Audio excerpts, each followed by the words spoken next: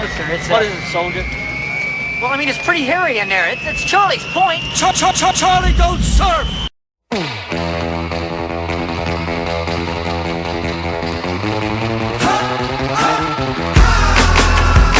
Ladies and gentlemen, let's get ready to rumble! The administration has said we've got to maintain the territorial integrity of Georgia.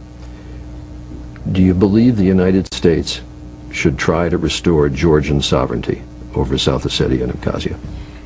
First off, we're going to continue good relations with Saakashvili there. I was able to speak with him the other day and giving him my commitment as John McCain's running mate that we will be committed to Georgia. What insight into Russian actions, particularly in the last couple of weeks, does the proximity of the state give you? They're our next door neighbors, and you can actually see Russia from land here in Alaska, from an island in Alaska. What insight does that give you into what they're doing in Georgia? Well,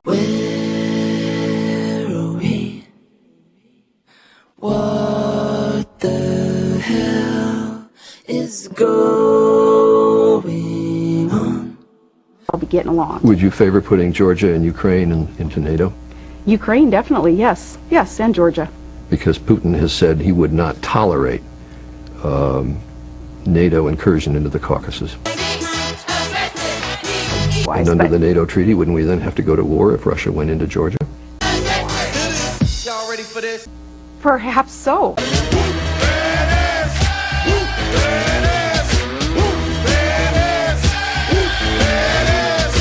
Do you agree with the Bush doctrine? In what respect, Charlie? What do you say in a moment like this when you can't find the words to tell it like it is? Well, what do you interpret it to be? His worldview? You know, the Bush doctrine, enunciated September 2002, before the Iraq War. I believe that what President Bush has attempted to do is rid this world of Islamic extremism, terrorists who are hell-bent on destroying our nation. There have been... Charlie bit me. The Bush doctrine, as I understand it, is that we have the right of anticipatory self-defense, that we have the right to a preemptive strike against any other country that we think is going to attack us. What you say? Charlie! That you only meant well, 'cause you did what you say.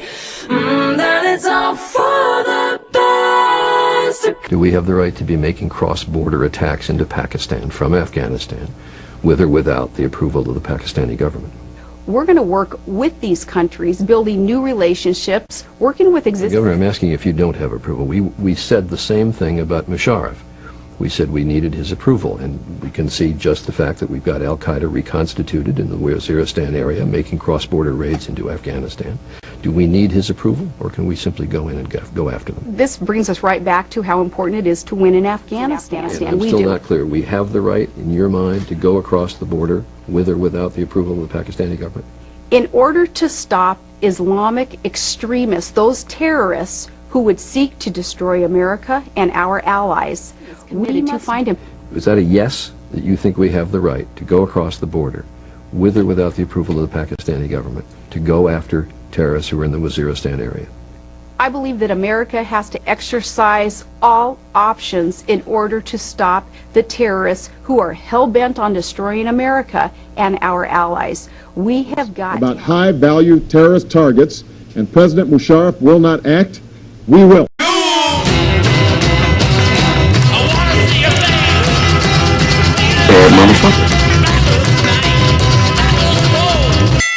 We caught up with Sarah Palin at her home on the western end of Wasilla. The two-story home she and her husband built 5 years ago is ringed by evergreens and sawtooth mountain peaks, and even has a parking spot for their seaplane out back. Governor John McCain and you are now talking about the GOP as a party of change. We've got a very sick economy. Tell me the three principal things you would do to change the Bush economic policy.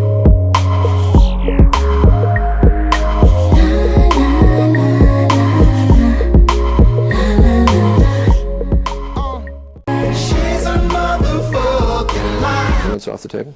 Or can we reform Social Security? We need to get into every department, every division, and that's what's going to be the Basically, task. discretionary spending is 18% of the budget. We have certainly seen excess in agencies, though, and when bureaucrats, when bureaucracy just gets kind of comfortable. You can run on for a long time, run on. Didn't George Bush come to Washington 8 years ago talking about reforming Washington in the same kind of language?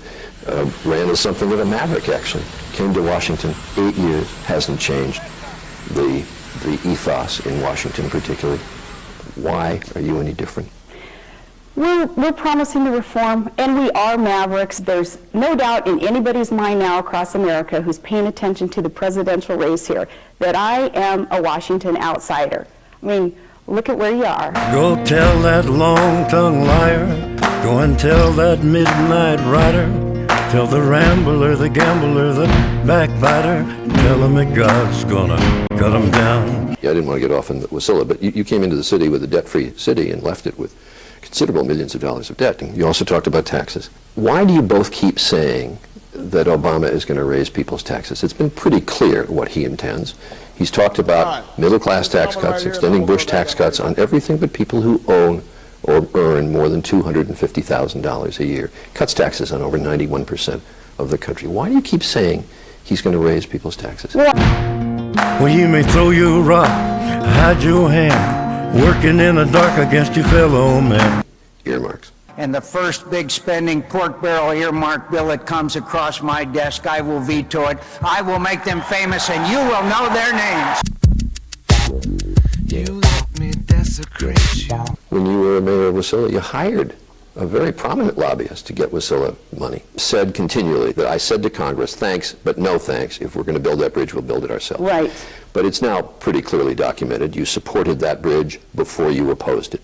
You were wearing a T-shirt in the 2006 campaign, showed your support for the bridge to nowhere. I was wearing a T-shirt with the zip code of the community that was in Dollar Bridge. But you turned against it after Congress had basically pulled the plug on it, and after it became a national embarrassment to the state of Alaska. So do you want to revise and extend your remarks? You were for it before you were against it. You were solidly for it for quite some period of time until Congress pulled the plug. I was for infrastructure being built in the state, and it's not inappropriate. You didn't say no to Congress, we'll build it ourselves, until after they'd pulled the plug, correct? No, because Congress still allowed those dollars to come into Alaska. They did not going to spend it on the bridge. They appropriated $223 million, I think, for the bridge. Then when the project died, that money was still there, and you kept, the state of Alaska kept that money. Is that consistent with the image of a reformer? It's a bullshit. Alaska in 2008 got $155 million in earmarks for a population of 670,000 people. That's $231 per person in Alaska. State of Illinois, Obama state, got $22 per person. You got 10 times per person as much. How does that square with we have less? Governor this year requested $3.2 million for researching the genetics of harbor seals, money to study the mating habits of crabs. Isn't that exactly the kind of thing that John McCain is objecting to?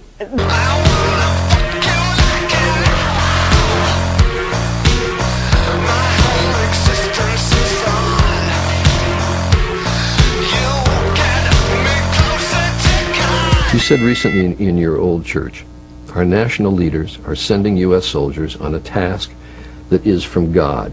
Pray for our military men and women who are striving to do what is right also for this country, that our leaders, our national leaders, are sending them out on a task that is from God. For Hades, well, the real church lady, please stand up, please stand up, please stand up. Oh, I'm the church lady, the real church lady, and all you Slim Shadys are headed for Hades, well, the real church lady, please stand up, please stand up, please stand up. God. Are we fighting a holy war? The reference there is a repeat of Abraham Lincoln. The greatest bullshit story ever told.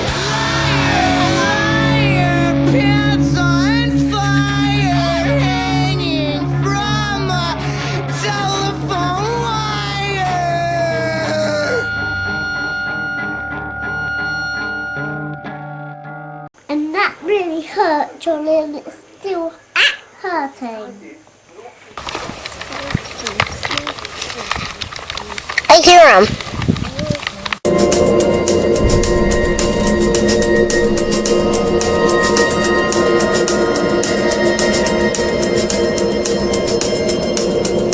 The Delilah was a woman, she was fine and fair. She had good looks and cool black hair. Delilah, she came ground on Samson's mind. When he saw this woman, she looked so fine. Delilah, she climbed up on Samson's knee, said, tell me where your strength lies, if you please. Then she spoke so kind and she talked so fair, till Samson said, Delilah, cut off my hair. If I had my way, if I had my